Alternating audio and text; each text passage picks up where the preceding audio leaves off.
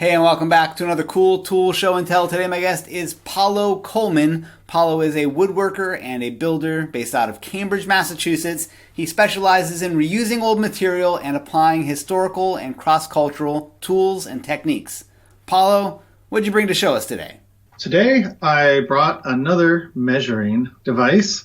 This one has my initials written on it. This one is by FastCap. This is an old standard, and that's why they actually called it the old standby flatback. Most measuring tapes in the old days were flat, either fiberglass or cloth embedded with metal. They don't have the bend that you get in construction ruler or measuring tapes, and they also don't have the loose endpoint.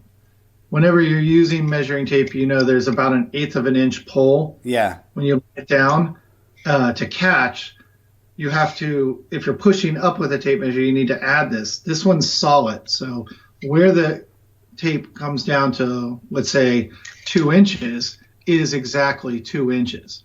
And there's no change. And because it doesn't have the curve, it lays perfectly flat on the board that you're marking.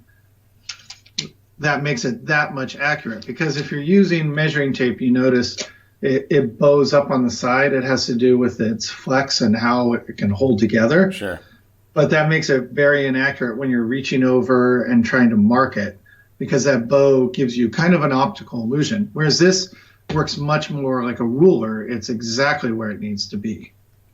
Very interesting. Yeah, I've done pretty sloppy marking on wood just with the standard tape measure, but I find that I can kind of lean it in a little bit. I can get closer to it, but I see what you're saying. Like you are fudging it a little bit compared to something that will lay perfectly flat on the piece of wood that you're marking. Now, is it as if you're putting up a pencil up against it? Is it floppy in the same way that it seems like it's because it's not rigid that it would be harder to mark against? But is that the case? Well, so it is still rigid. See, you have the metal. It wants to stay together. Yeah. It's just in a flat form. It works just like a regular one. The thing is, like when you are leaning over and you're kind of fudging it by bending it sideways to mark, you might not be putting whole pressure on the tape at the same time. So that's another reason why you might lose some measurement. Yeah. But the thing is, I would never use this in construction, because it's not as fast. I can't just rip a line and go on to the next, and I don't need the accuracy for framing.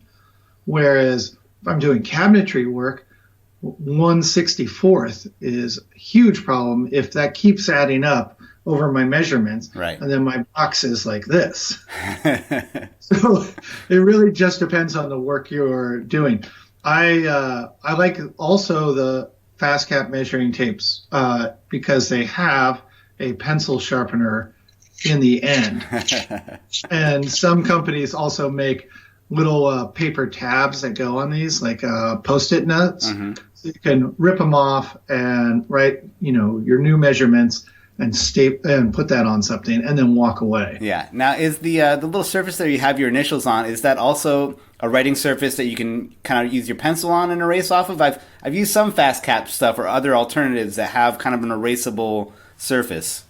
I have used that. I don't like it. I like the paper. So I used a permanent marker on this because as everybody knows, you go to a site and you're working with other people. It's not that people are shifty. It's that people just end up with stuff in your toolbox because it's not labeled. They think it's theirs. Yeah. And everybody's sharing tools. Yeah. So I do this and then I put the paper on top, the little Post-it ones, and then I just write it.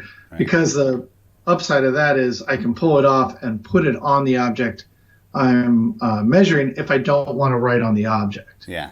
Very cool. Yeah, I really didn't know about that tape measure, and it's one I'll be looking for. Is it hard to get a hold of, or is it through FastCap you can either use their site or maybe they have it on Amazon? They do have it on Amazon. I also know you can get it at Rockler, where I work part-time, and that's where I picked up mine, but I know it's also on Amazon. Okay, great. And then where can people find more about your work, Paulo? They can find me at paulocoleman.com. That's PALOCOLEMAN. And the website just has a little bit of my work, and then it has a DIY blog that I'm starting to work on, posting work by people I like. Great. That's a great recommendation, and I appreciate you taking the time to show it to me. Thanks again.